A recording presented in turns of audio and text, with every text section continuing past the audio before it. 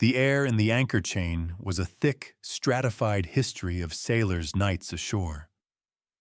The lowest layer, clinging to the perpetually damp floor, smelled of stale beer, spilled rum, and the sharp tang of industrial-grade cleaner that fought a losing war against decades of grime. Above that, a stratum of cheap fried food, human sweat, and the faint, briny scent of the nearby Elizabeth River that drifted in whenever the heavy oak door groaned open. The highest level, swirling in the lazy eddies of an overworked ceiling fan, was a haze of cigarette smoke from a bygone era, now just a phantom scent embedded in the wood-paneled walls and the cracked vinyl of the booths. It was a place outside of time, a sanctuary and a purgatory just beyond the formal iron gates of Naval Station Norfolk, where the rigid hierarchies of the fleet were supposed to dissolve in the amber glow of a whiskey glass. They rarely did. She sat alone in the darkest booth, the one tucked away behind a faux Grecian pillar that had been scarred with the initials and call signs of countless sailors, some of whom were now memories, others admirals. She was a study in deliberate anonymity. Her hair was a nondescript brown, pulled back into a simple, functional tail. Her clothes were civilian, unremarkable, a plain gray sweater that was neither fashionable nor unfashionable, and dark jeans. She nursed a single glass of water, the condensation tracing clean lines through the film of dust on the table. Her posture was one of stillness, not relaxation. She observed the room with an unnerving placidity. Her eyes, the only remarkable thing about her, a shade of deep, analytical gray that seemed to absorb light without reflecting it. She was not waiting for anyone. She was not bored. She was simply present. A sensor in a room full of noise. To the casual observer, she was a civilian academic, waiting for a tardy spouse, or perhaps a contractor's lonely wife. She registered on the social sonar of the bar with all the impact of a ghost. Then the door swung open, admitting a blast of cold, damp air and a tidal wave of noise that was a man named Lieutenant Commander Valerius. He was not a physically massive man, but he occupied space as if he were a battleship pulling into port. His crisp, khaki uniform was a declaration. His shoulders were held back with a ramrod straightness that spoke less of military discipline and more of profound self-satisfaction. His face, handsome in a brutish, chiseled way, looked like it had been carved from naval tradition itself, all sharp jawline and arrogant brow. He was a surface warfare officer, a SWO, and he carried that identity like a shield and a mace. His call sign, Viper, was one he had likely chosen for himself.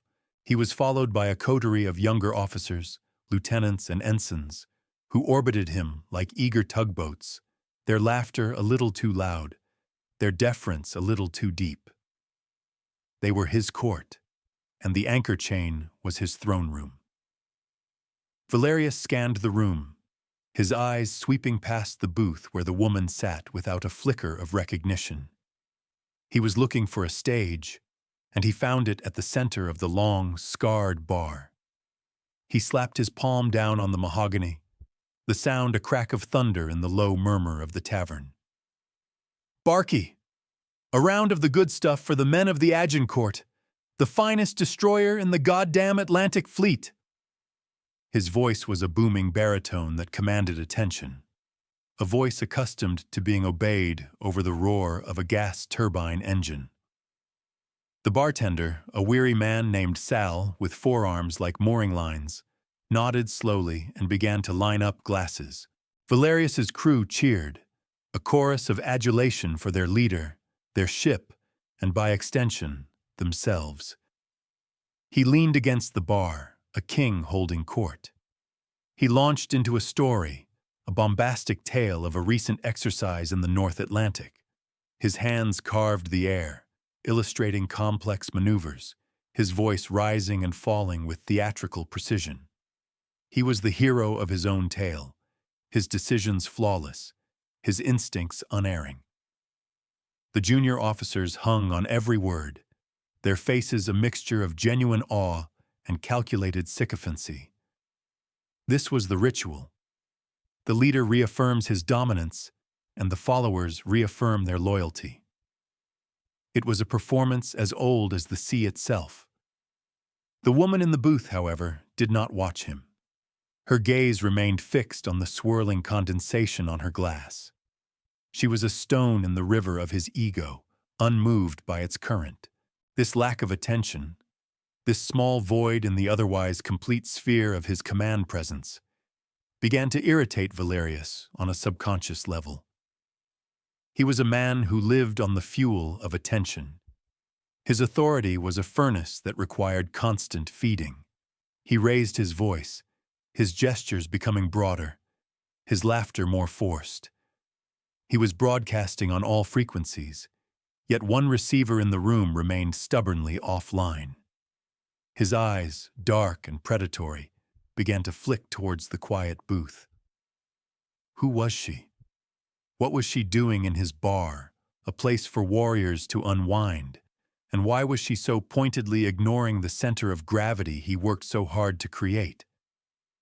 His story concluded to another round of applause and backslapping. He downed his whiskey in a single, practiced motion, slamming the glass down for emphasis. Then he turned. He pushed off the bar and began to walk, not toward the door, but directly toward the dark booth in the corner. His entourage fell silent, sensing a shift in the atmosphere. The performative bonhomie was over. A different kind of demonstration was about to begin. The jackal had noticed the strange, quiet creature at the edge of its territory and had decided to assert its dominance. He moved with a swaggering confidence, the confidence of a man who had never been seriously challenged in a place like this. The floorboards seemed to creak a warning. He stopped directly in front of her table, casting it in shadow. She did not look up. She continued to trace a pattern on the wet tabletop with her index finger, her focus absolute. The silence stretched, becoming thick and heavy. Valerius smirked, a cruel, condescending curl of his lip. He was enjoying this, drawing it out. The entire bar was watching now. The low chatter had died. The only sounds were the hum of the beer cooler and the distant moan of a foghorn out on the water. "Ma'am," he began, his voice dripping with mock politeness, a tone designed to belittle. "You seem a little lost. This is a Navy bar, a place for professionals, not a library." She did not flinch. She did not turn. Her finger stopped its slow dance on the table. After a moment that felt like an eternity, she lifted her head. Her gray eyes met his, and for a split second, Valerius felt a strange, unnerving jolt, as if he had touched a live wire. There was no fear in her eyes, no deference, no anger. There was nothing but a calm, dispassionate assessment. It was like being scanned by a machine. "I'm aware of my location," she said. Her voice was low and even, devoid of any emotional inflection. It was a simple statement of fact. The simplicity of her response, the utter lack of reaction to his provocation, threw him off balance. He had expected a flustered apology, a defensive retort, perhaps even an intimidated retreat. He had expected her to shrink under the weight of his rank and his presence. Instead, she had given him nothing. It was like punching water. His smirk tightened. The audience was watching, and he could not be seen to lose control of the encounter. He needed to escalate. "Are you?" he pressed, leaning forward, planting his hands on her table. He deliberately invaded her space, a classic primate dominance display. The scent of his whiskey-laced breath washed over her. "Because you don't look like a professional," You look like a tourist. Maybe you're waiting for your husband. Is he one of us? Maybe an E4 trying to show you a good time." He gestured vaguely at the room, the insult clear. He was placing her firmly at the bottom of the social hierarchy, a dependent, a civilian, an irrelevance. The woman's expression did not change. It was this stillness, this unnatural calm, that was the most infuriating thing of all. It was a lioness allowing a jackal to dance at the edge of its kill radius, and the jackal was too arrogant to understand the danger. She was not playing his game, and it was driving him to distraction. He was used to people reacting to him with fear, with respect, with anger. But this placid indifference was a language he did not speak. It felt like contempt. "I am not waiting for anyone," she stated, her voice as flat and hard as deck plate. "Then you're in the wrong place," he snapped, his frustration finally bleeding into his tone. "This place is for sailors, for warriors, not for whatever you are." He gestured dismissively at her plain sweater. "So why don't you finish your little glass of water and run along? The real world is a bit too much for some people." With a final flourish of arrogant disdain, he deliberately knocked her glass over. Water spread across the dark wood of the table, dripping onto the floor. It was a petty, childish act, the physical manifestation of his verbal assault. He stood back, crossing his arms, a triumphant sneer on his face. He had finally forced a reaction, made a physical impact. He had marked his territory. His junior officers chuckled, the sound nervous but supportive. The rest of the bar watched in uncomfortable silence. The woman looked at the spilled water. Then she looked at her wet hand.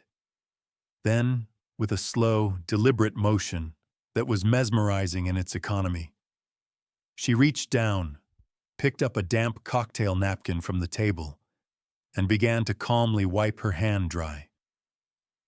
She did not look at him. She did not acknowledge his act of aggression. She simply dealt with its consequence with a quiet, focused efficiency. Having dried her hand, she placed the napkin over the main puddle on the table to absorb the spill. She did not flinch. She did not turn. This was the ultimate insult, her refusal to be provoked, to even acknowledge his petty act of dominance, was a profound dismissal of his entire being. It communicated more effectively than any shouted retort that he was beneath her notice. Valerius's face flushed a deep, mottled red. The sneer vanished, replaced by a mask of pure fury. The control he so prided himself on was slipping, eroded by the quiet defiance of this anonymous woman. He took a step closer, his body tensing, his hands balling into fists. He was about to escalate from minor physical assault to something far more serious. The air in the bar grew thin, electric with the promise of violence.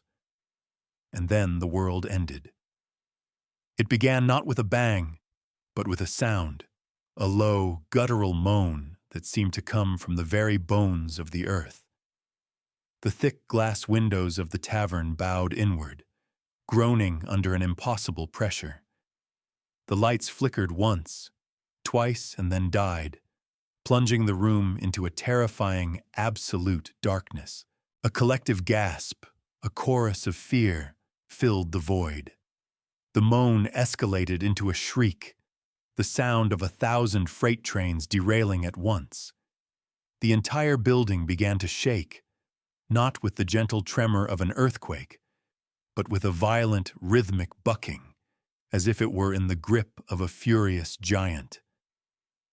Glasses shattered as they were thrown from the bar. A heavy dartboard ripped free from the wall and crashed to the floor. Outside, the world had turned into a maelstrom. A weather bomb, a meteorological anomaly of unprecedented speed and ferocity, had materialized over the coast with almost no warning. Hurricane force winds, far exceeding what the forecasters had predicted for a minor squall, were tearing the waterfront apart. The neatly ordered world of Naval Station Norfolk was being thrown into utter chaos. This was not a drill. This was not an exercise. This was a genuine life-or-death crisis. In the darkness of the anchor chain, panic began to take hold. Men who were trained to face enemy fire cried out in surprise and fear. The emergency lights, old and poorly maintained, sputtered on, casting the room in a hellish, intermittent red glow. In the strobing light, faces were masks of terror. Valerius, caught completely off guard, stumbled back from the booth, his anger forgotten, replaced by a primal shock. He was a creature of order and procedure. Chaos on this scale was outside his experience. "Report," he bellowed, his voice tight with adrenaline, falling back on instinct. "What's the status? Somebody get on a horn." But there was no one to report to him. There was no horn to get on. His junior officers were frozen, their training insufficient for this sudden, elemental fury. The chain of command had evaporated in the face of the storm. Valerius, for all his bluster and rank, was just another scared man in a dark, shaking room. He fumbled for his phone, the screen illuminating his pale, sweat-slicked face. No signal. The cell towers were likely already down. He was blind and deaf. "Everyone stay calm!" he shouted, but his voice lacked the authority it had held just minutes before. It was the plea of a man trying to convince himself as much as others. "Follow procedure.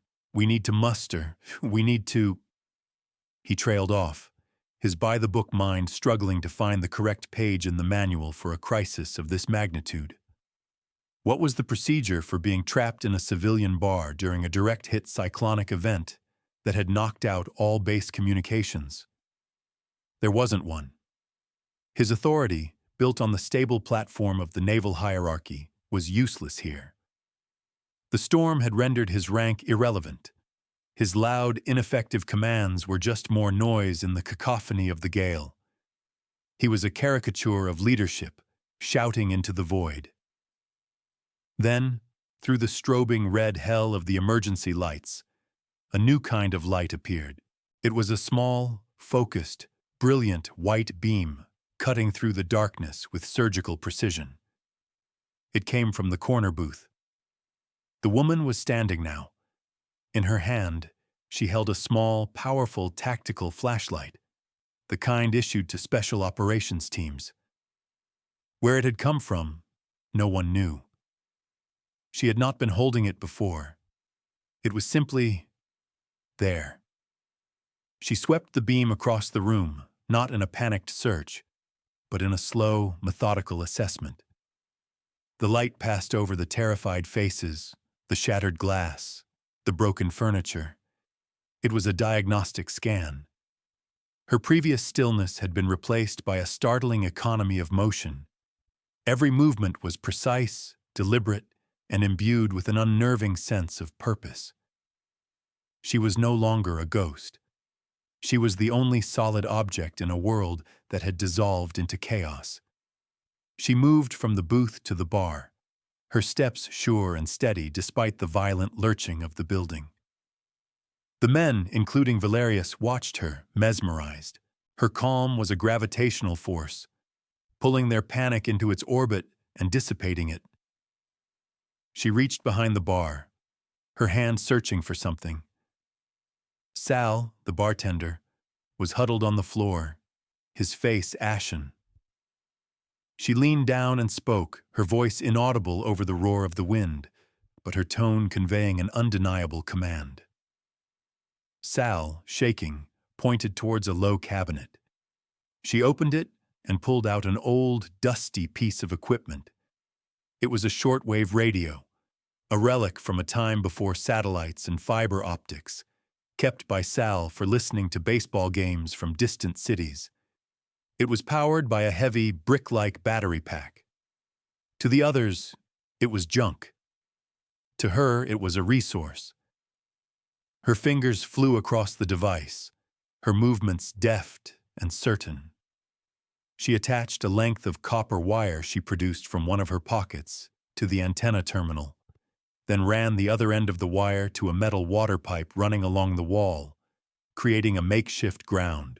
She put an earpiece in her ear, another item that seemed to materialize from nowhere, and began tuning the dial. The radio hissed and crackled, a storm of static. Valerius watched, his mind struggling to process what he was seeing. This was not the behavior of a lost civilian. This was the work of a specialist. The gap between his perception of her and the reality of her actions was a chasm, and he stood at its edge, looking into the abyss of his own catastrophic misjudgment. The woman's expression was one of intense concentration. Her lips moved silently as she listened to the chaos on the airwaves. She was sifting through the noise, hunting for a signal, for a thread of order in the unraveling tapestry of the storm. The wind outside reached a new crescendo, and the entire building groaned, a sound of wood and steel being pushed past its breaking point. A section of the roof tore away with a deafening screech of tortured metal. Rain and debris blasted into the bar. And then she spoke. "This is Keystone," she said, her voice cutting through the roar. It was not loud, but it possessed a quality of absolute clarity and command that silenced every other sound in the room. It was the voice of someone who expected to be heard, who knew they were the most important person on the net. "I am declaring a condition Zebra Prime for the Norfolk waterfront. All comms are compromised. I am assuming tactical command on Auxiliary Channel 79.3. Authenticate via protocol Sierra Echo Tango." The room fell utterly silent, the only sound the raging of the storm. Valerius stared, his mouth hanging open.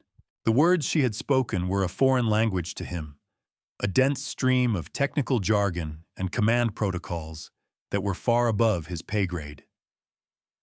Keystone, a command designator. Condition Zebra Prime, a catastrophic event classification he had only ever read about in classified manuals. Assuming tactical command. It was a phrase of such staggering authority that for a moment he thought he was hallucinating. She paused, listening to her earpiece. A flicker of something, not annoyance but professional impatience, crossed her face. Negative Fleet Command. Your data is 90 seconds out of date. The primary grid is not degraded, it is non-existent. The pier-side generators are flooded. Wind speed at Pier 12 is 140 knots and rising. The moorings on Ticonderoga and Arleigh Burke are showing critical strain. You have a multi-billion-dollar collision event imminent in less than 10 minutes. Her voice was cold, clinical, and utterly certain. She was not offering an opinion. She was stating a fact. She was seeing the disaster with a clarity that no one else possessed, seemingly pulling data from the air itself. Valerius felt a cold dread creep up his spine. The Arleigh Burke. That was his ship, the Agincourt. She was talking about his ship. While he stood uselessly in a bar, this woman was tracking the status of his vessel down to the molecular integrity of its mooring lines. "Stand by," she commanded, not to the bar, but to the entire naval base. She turned her attention back to the room. Her flashlight beam pinned a young ensign who had been part of Valerius's entourage. "You. What's your specialty?" The ensign, a boy barely out of the academy, stammered. Surface warfare, ma'am." "Useless," she said. not with cruelty, but with the simple finality of a doctor diagnosing a terminal illness. The beam moved, landing on another junior officer. You? Logistics, ma'am. Better, she acknowledged. The main breaker for this block is in the alley. It's an industrial three-phase panel. I need you to bypass the flooded ground and trip the secondary relay. It will backfeed from the substation on Hampton Boulevard for approximately 70 seconds before it shorts. Go. Now. She didn't wait for a reply. The logistics officer, propelled by the sheer force of her command, scrambled toward the back door without a second thought. The beam found Valerius. He flinched as if it were a physical blow. The white light illuminated his face, exposing his shock and confusion for all to see. You, she said, and her voice was flat, devoid of the contempt he deserved. You are a SWO. You know ship-to-ship line handling. The Agincourt's number 4 and 6 mooring lines are about to snap. The capstans are offline. Skeleton crew aboard is insufficient to run emergency lines by hand. Correct? Valerius could only nod, his throat suddenly dry. He felt like a student being grilled by a professor. She knew. She somehow knew the exact status of his ship, the exact failure points. On the pier, in Maintenance Locker 3 Beta, there's a set of pneumatic line throwers. They are non-standard, part of a DARPA test program. You've never seen them before. They use a compressed nitrogen charge. They are your only option for getting a messenger line from the pier to the Ticonderoga's fantail. You will lead a team. You will take every man in this bar who can stand. You will get those lines across. You will fail, you will die, or you will succeed. There is no other outcome. She paused, her gray eyes locking onto his in the darkness. This is not a suggestion, Lieutenant Commander. This is a direct order. The words hung in the air, a stunning subversion of the entire universe as Valerius knew it. A civilian, a woman, giving a direct order to a lieutenant commander of the United States Navy. And the most terrifying part was, he knew, with a certainty that chilled him to the bone, that he was going to obey. Her authority was not derived from the rank on her collar. It radiated from her like heat from a furnace. It was the pure, undeniable authority of competence. Just as he was about to move, the logistics officer burst back into the bar, soaked and shivering. "I did it!" he yelled. "The breaker is tripped!" As if on cue, a single bank of lights above the bar flickered to life, buzzing loudly, powered by the rerouted grid she had predicted. In the steady, humming glow, the full scene of her operation was revealed. The makeshift radio, the grounded wire, a small, open laptop on the table that Valerius hadn't noticed before. Its screen a cascade of flowing code and schematics. She was not just talking. She was coordinating a digital ballet, rerouting data, accessing systems that were supposed to be air-gapped and unreachable. She ignored the lights. Her focus, absolute. "Keystone to all stations," she said into her earpiece. "I have a 70-second window. I am pushing a new damage control plot to all pierside assets. The file is designated Scythe Fall. Execute on my mark. All crews are to disregard previous standing orders. My authority is..." The main door to the bar was suddenly ripped open from the outside. 2 massive figures in full storm gear, their faces obscured by water-streaked visors, filled the doorway. They were Navy Master-at-Arms, the base police, but they moved with the heavy, purposeful tread of men on a critical mission. Between them stood a third figure. He was older, his face a roadmap of hard-won sea miles, his uniform drenched but immaculate. Even without the anchors on his collar, his presence commanded instant respect. It was Fleet Master Chief Hagen, a living legend in the enlisted community. a man who had the ear of admirals and the unwavering loyalty of every sailor in the fleet.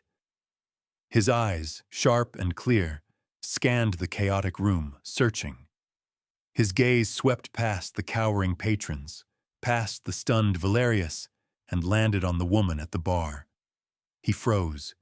His body went rigid. His eyes widened, first in disbelief, then in profound, absolute recognition. The storm, the chaos, the entire crisis seemed to fade into the background. For Hagen, only one thing in the universe now mattered.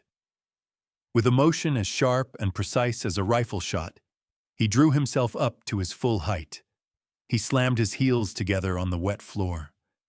His hand snapped up in a salute so crisp, so fiercely perfect, it seemed to cut the air.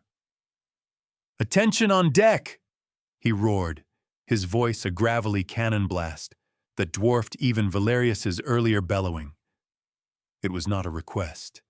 It was a fundamental reordering of reality.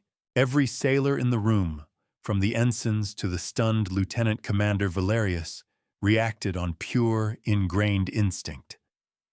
They snapped to attention, their bodies rigid, their eyes locked forward. They did it without thinking, a response drilled into them from the first day of boot camp. The command had been given. A senior officer had entered. But who? Their eyes darted nervously, looking for the Admiral Hagen was saluting. But Hagen was not looking at the door.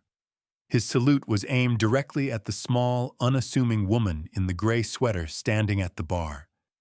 He held the salute, his arm trembling with the force of his discipline. His eyes locked on her. The silence in the bar was now absolute, a perfect vacuum in the heart of the hurricane.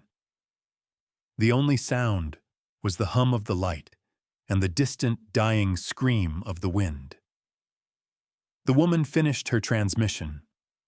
"Execute Scythe fall on my mark. Mark." She lowered the radio.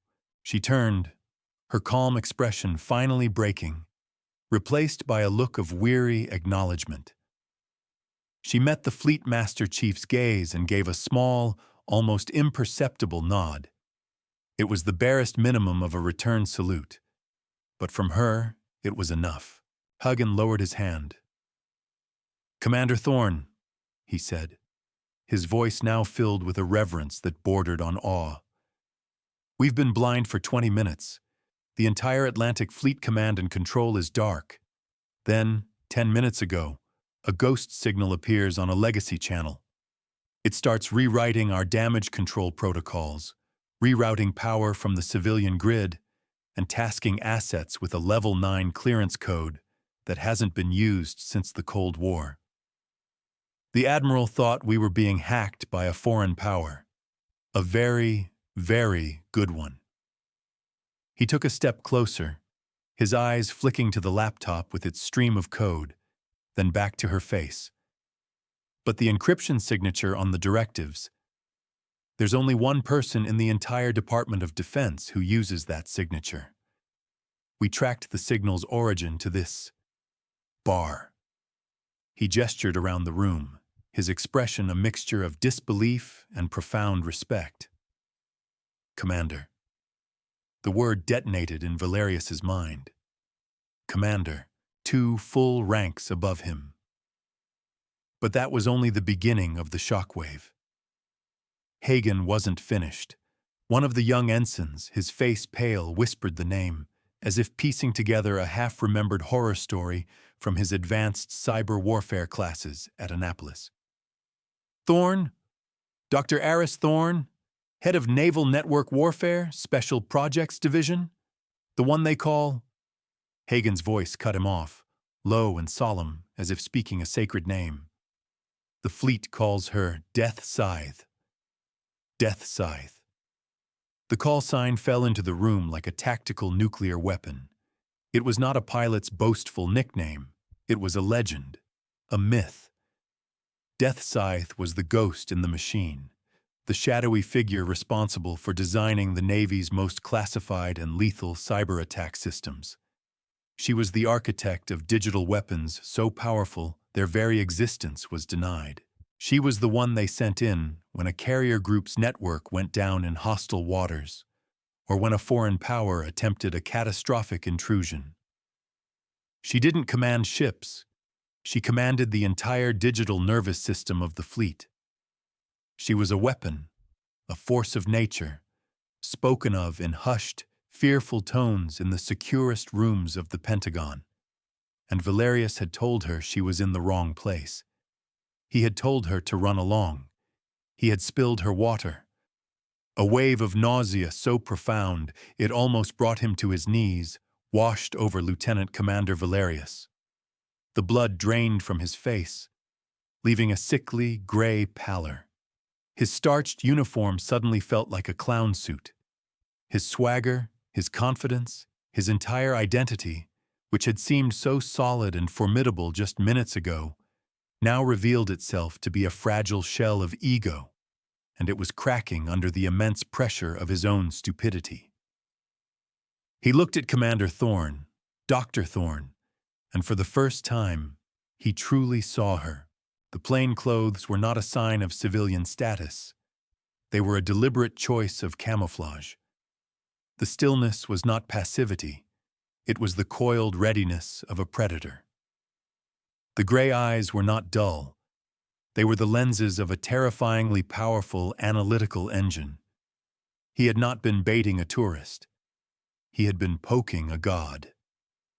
The lights above the bar flickered and died as the 70-second window she had created slammed shut. The room was plunged back into the strobing red of the emergency lights. But the darkness was different now. Before, it had been filled with panic. Now it was filled with a stunned, reverent awe. Commander Thorne turned her attention back to Valerius. Her face was a calm, unreadable mask in the pulsing red light. The fury he had expected, the triumphant "I told you so," was completely absent. What came instead was far, far worse. "Ha, Lieutenant Commander Valerius," she said, and her voice was the same as it had been before, calm, clinical, and utterly devoid of personal animosity. "Your initial assessment of my presence here was based on a flawed set of assumptions. You saw a woman in civilian attire in a space you considered your own. You concluded I was an outsider, a subordinate, an irrelevance. You did not ask. You did not observe. You assumed." She took a step toward him, and he instinctively flinched back. This was not a social blunder, Commander. This was a tactical failure of the highest order.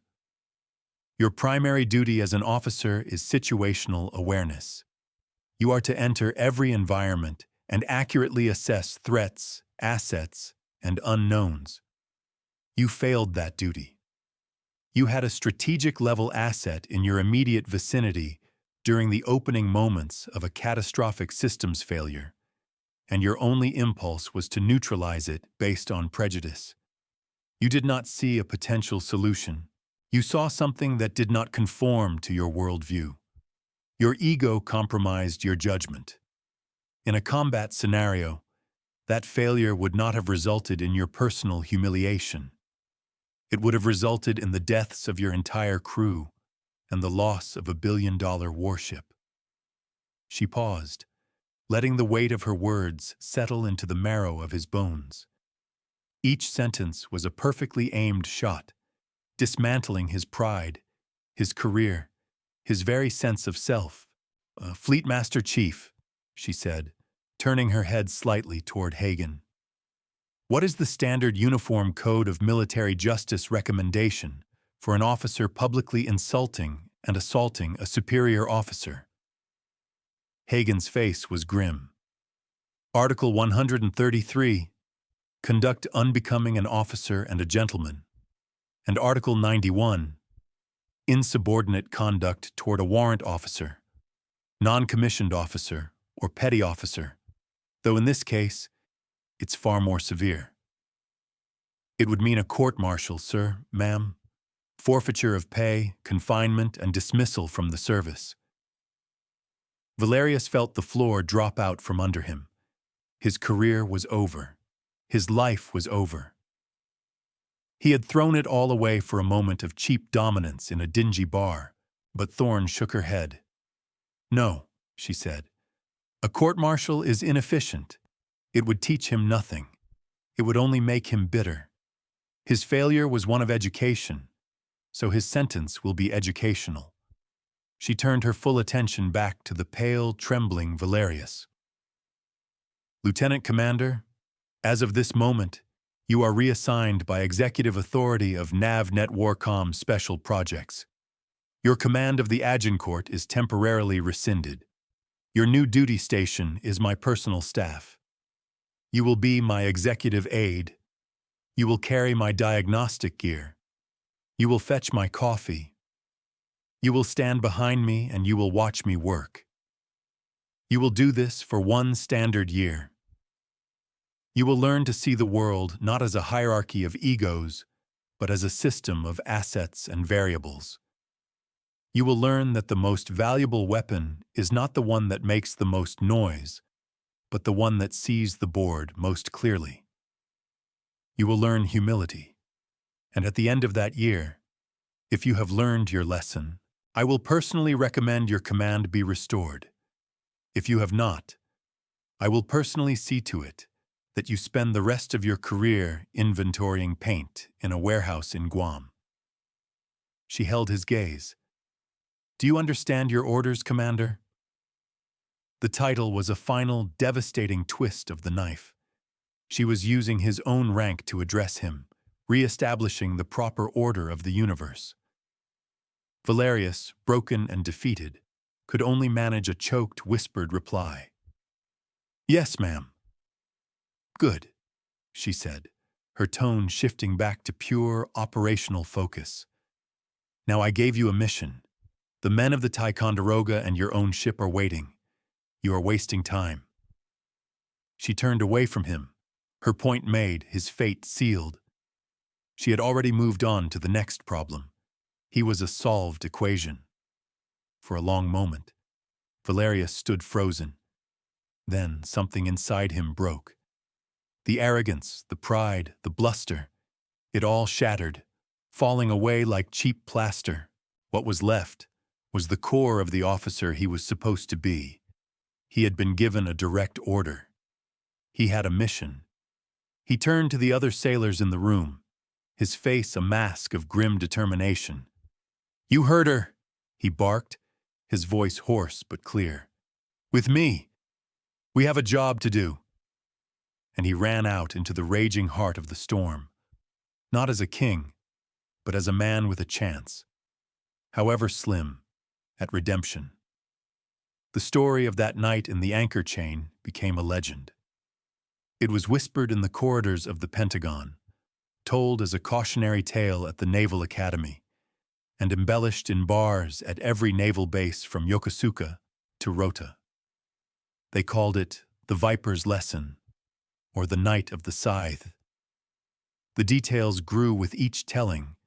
The storm became a Category 5 monster. The number of ships saved grew to 12, and Commander Thorne's commands were said to have been issued in 5 languages simultaneously. But the core of the story, the essential truth of it, remained unchanged. Lieutenant Commander Valerius served his year. He followed Dr. Aris Thorne across the globe, from secure data centers deep underground to mobile command posts on the decks of aircraft carriers in the South China Sea. He carried her Pelican cases, which weighed more than he did and were filled with equipment he could never hope to understand. He watched her dismantle enemy cyber attacks with a few dozen lines of code. He saw her brief 4-star admirals who listened to her with the rapt attention of schoolboys. He saw her work for 36 hours straight, fueled by nothing but cold coffee and an intellect that burned like a star. He never spoke unless spoken to. He watched, he listened, and he learned. He learned that strength was not about volume. He learned that authority was not about rank. He learned that respect was not a thing to be demanded, but a thing to be earned through quiet, relentless competence. He was humbled, broken down, and then rebuilt, not by a system of punishment, but by the overwhelming example of true mastery. Years later, Captain Valerius stood on the bridge of his own command, a brand new guided missile cruiser. He was known throughout the fleet as one of its wisest and most level-headed commanders, a man with an almost preternatural calm under pressure and a deep respect for the specialists and technicians under his command. He was showing a group of newly minted ensigns around his bridge. One of them, a young woman full of the same fire and unearned confidence he once possessed, made a condescending comment about a civilian network analyst working quietly at a console. Captain Valerius stopped the tour. He gathered the ensigns around him and, in a low, somber voice, he told them a story about a dark night, a terrible storm, and a quiet woman in a gray sweater. He told them about his own arrogance, his own blindness, and the catastrophic failure of his judgment. He spoke of his humiliation not with shame, but with the gratitude of a survivor. "I was the luckiest man in the Navy that night," he concluded, his voice heavy with the weight of memory. "Because I was not fired. I was educated. I was taught the single most important lesson you will ever learn in your career. Do not judge the ocean by its surface. The most dangerous currents run silent and deep. The most powerful weapons are the ones you never see coming, and the person you are quickest to dismiss might just be the one person capable of saving you." The ensigns were silent, their youthful arrogance washed away by the raw honesty of their captain's confession. They looked at the civilian analyst at the console with new eyes, with a dawning sense of respect and caution. The lesson had been passed on. The fable had done its work. For this is the ultimate moral of the tale, a truth that extends far beyond the steel hulls and gray waters of the Navy. In any organization, in any walk of life, we are surrounded by flawed assumptions. We build hierarchies based on the superficial, on titles, on uniforms, on the volume of a voice or the confidence of a swagger. We create boxes for people based on their gender, their appearance, their credentials, and we become enraged or confused when they refuse to stay in them. Hubris is the most common of all human failings, the belief that our own perception of the world is the only one that matters. We mistake style for substance, volume for value. But true strength, the kind of strength that can command the sea and bend the storm, is rarely loud. True authority is not seized. It is granted, earned through a demonstration of competence so undeniable that it silences all argument. It is the quiet professional, the hidden master, who holds the real power. It is the person who lets their actions be their only argument, their results their only rank. They do not need to boast, for their work speaks for them in a language of pure effect. They are the architects, the engineers, the problem solvers, the quiet saviors who exist in every field. Underestimated and overlooked, they are the load-bearing walls of our world. The story of Commander Aris Thorne is a reminder, a warning. Look closer, listen harder, question your own certainty. For you never know when the quiet, unassuming person in the corner is the one holding the world together. You never know when you are the jackal, dancing foolishly in the kill radius of the lion.